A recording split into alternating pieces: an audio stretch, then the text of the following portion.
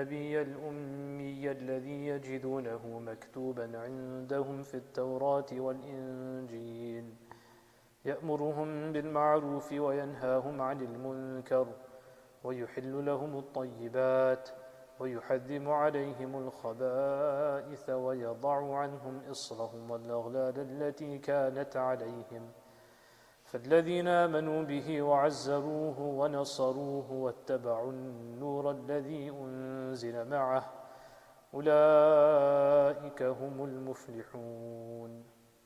صدق الله العظيم. Last time we were reading this ayah as well, however we only did tafsir of half of it. We had left off from وَيُحِلُّ لَهُمُ الطَّيِّبَاتِ. The previous ayat, Allah subhanahu wa ta'ala had said, the Quran Kareem says that the rahmah of Allah subhanahu wa ta'ala wasi'at kulla shay. The rahmah of Allah subhanahu wa ta'ala, one level of Allah's rahmah encompasses everything. Everything, if nothing, the mere existence is from Allah subhanahu wa ta'ala. However, the special, specific rahmah of Allah subhanahu wa ta'ala, higher levels of rahmah of Allah subhanahu wa ta'ala, He Azza wa Jal grants that to certain people with certain qualities. So, one quality, or the quality of taqwa, yu'tun zakah, giving zakah, all of that passed. And then this ayah starts with certain qualities that they follow the Rasul of Allah subhanahu wa ta'ala. And now the qualities of Rasul sallallahu alayhi wa sallam are being mentioned. So over here, Allah subhanahu wa ta'ala mentions two more, وَيُحِلُّ لَهُمُ الطَّيِّبَاتِ وَيُحَرِّمُ عَلَيْهِمُ الْخَبَائِثِ. That the Rasul of Allah subhanahu wa ta'ala, what he deems and he who makes halal, that's also from Revelation, that he deems, whatever he deems as halal, those are only tayyib and pure things. يُحِلُّ لَهُمُ الطَّيِّبَاتِ. That the Rasul of Allah subhanahu wa ta'ala makes lawful for them, tayyib, pure, wholesome things, that is what is halal. وَيُحَرِّمُ عَلَيْهِمُ الْخَبَائِثِ. And things which are filthy, things which are impure, all of that the Rasul of Allah subhanahu wa ta'ala, the Sharia, the Quran Kareem makes haram. So whatever is halal is something which is wholesome for a person, and it's okay for the person to consume, both for the physical and for the spiritual health. Both for the physical and the spiritual health. And وَيَضَعُ عَنْهُمْ إِصْرَهُمْ وَالْأَغْلَالِ الَّتِي كَانَتْ عَلَيْهِمْ. Actually, stepping back again from the previous ayat, one of the brothers who listened to the tafsir, they had asked last week, and this is connected to this as well, that I had mentioned that you have to learn how to follow the Rasul of Allah subhanahu wa ta'ala. In the tafsir of الَّذِينَ يَتَّبِعُونَ الرَّسُولَ النَّبِيِّ. Ittiba' meaning following. So we had mentioned that you have to learn how to follow. So he had asked that, if you can expand on it, what do you mean by learn how to follow the Rasul of Allah subhanahu wa ta'ala?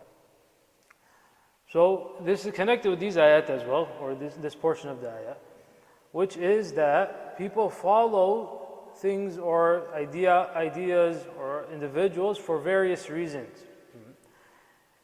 For different factors, whatever it is, people follow, and they may not like it. The way to follow the Rasul of Allah subhanahu wa ta'ala is highlighted in what we call our epistemology. Epistemology means the science of knowledge. So in this we say that wahi from Allah subhanahu wa ta'ala, which comes to us through the Rasul of Allah subhanahu wa ta'ala, we state that this is a source of knowledge. What do we say? We say it's a source of knowledge. So just as if someone is involved in science, or they are collecting data, etc., after collecting so much data, they come to a certain conclusion. So let's take our example, which always comes up, COVID. No one's going to let COVID go, COVID's not going to let us go. So now, what was happening? That there's data being collected. That if you do this, it happens. And based on this, certain guidelines were given. The certain guidelines are given that we find that every time so much interaction happens, and this is the amount of spread that happens, how can we prevent it or slow it down? And based upon that, certain guidelines are created and these guidelines are given, right? This is called, that this is the knowledge that's being given, this is information that's being passed. Now, as you and I know, and not to put down any field per se, but these guidelines also were by no means something which is based on conviction. Okay, these were experimental, or they were based on certain data, and often it was found that it was not so accurate. Right? But because there is a certain level of what we call it, a certain level that you trust that body, a certain level of trust that you put into that data, then you follow those guidelines, thinking in your mind that what I'm doing is not because I like it. No one liked that COVID happened. No one liked putting on a mask. But they understand that if I don't do this, there's going to be a harm. All right? Because that's what the data shows. Data shows that if I don't do this, I'll get sick. Data shows this happens and I'll end up in the hospital. So based on that, a person follows this. Why? So he doesn't do it because he likes it. They're not doing it as a devotional act. No one put on a mask because it was devotional, but because they because they recognized and accepted that this is based off of some research, and what is being told to me, this is correct, and if I don't do it, there are certain harms. Now, if we take this, and these are experiments, and as we said, these by no means are something which are 100% foolproof or anything. The person who says, I believe in La ilaha illallah, the one who says, I believe in Wahi, the one who says, I believe in the Rasul of Allah subhanahu wa ta'ala, he must have conviction in what the Rasul of Allah subhanahu wa ta'ala is telling him, that this is truth 100%. Certain ahkam, certain laws, certain rules that have been given to a person, they are not something which may be easy for that person to do. But knowing and understanding that this is there for a reason, that this is there for my own good, that if it's been made halal, then it's okay for me, it's safe for me, and if it's made haram, then it's bad for me, it's harmful for me, right? So not merely as a devotion, right? Obviously there's a devotional aspect because often it's ibadah, and there's a different paradigm, so there is a devotional aspect to it, but we should also look at it as pure knowledge that this is truth. So we follow the Rasul of Allah subhanahu wa ta'ala, keeping this in mind, that what is being done, it's not something which is just haphazard, I'm just doing it for the sake of just doing it. No, there is khair in doing it, there's goodness in it for me, and those things which I'm supposed to stay away from, I know they're harmful for me. So if I don't do it, then there is going to be harm that is there.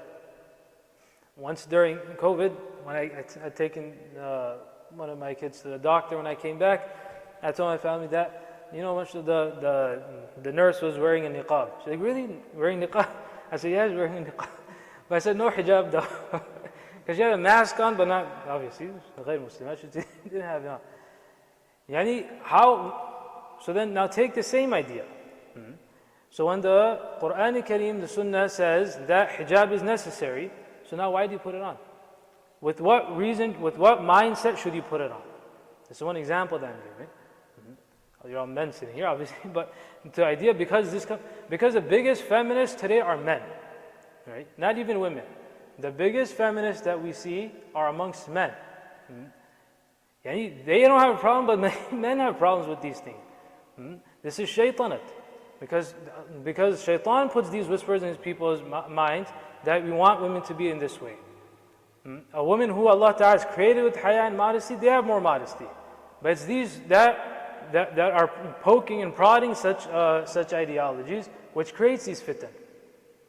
So with what mindset does a Muslim understand the hukum of hijab? In the same way that just as you have data there and you saw that it's harmful, not because you liked it. Not everything in this world that happens, you like it. So there are certain realities in this world that Allah subhanahu wa ta'ala has created people with certain nature. Keeping that nature in front of us, Allah subhanahu wa ta'ala gave this hukum also that hijab must be observed.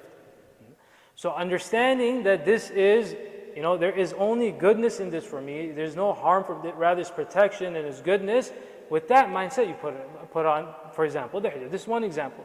Like that, you take every single thing. And that's what it means by learning how to follow the Rasulullah subhanahu wa ta'ala, that whatever is being said is truth. Whatever is being said, that is pure knowledge. It's not just random that Allah subhanahu wa ta'ala just wanted, we just do this. He just wants you to do this. To make it fun, just make some things haram. No.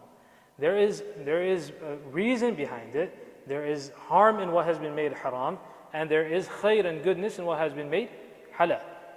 So يحل لهم الطيبات ويحرم عليهم الخبائث ويضع عنهم إصرهم والأغلال التي كانت عليهم. That Allah subhanahu wa ta'ala had made certain ahkam, certain laws upon the Banu Israel after they did not follow certain commands. Allah subhanahu wa ta'ala made some ahkam more strict upon them. For example, in our sharia, if something becomes impure, then you can wash it. You throw it into the washer, you clean it properly, you cleanse it, it becomes tahir, it becomes pure, you can put it on again. But in their shariat, they were commanded, not from the very beginning, but when they did not follow, then the ahkam, the laws were made more difficult. And that was also because of their questioning and prodding. So they would be commanded, they have to cut off that part. You have to, if you want to wear it again, you have to cut off this part. Obviously, that's more difficult rather than just washing it. And other ahkam and other laws which were based on this as well.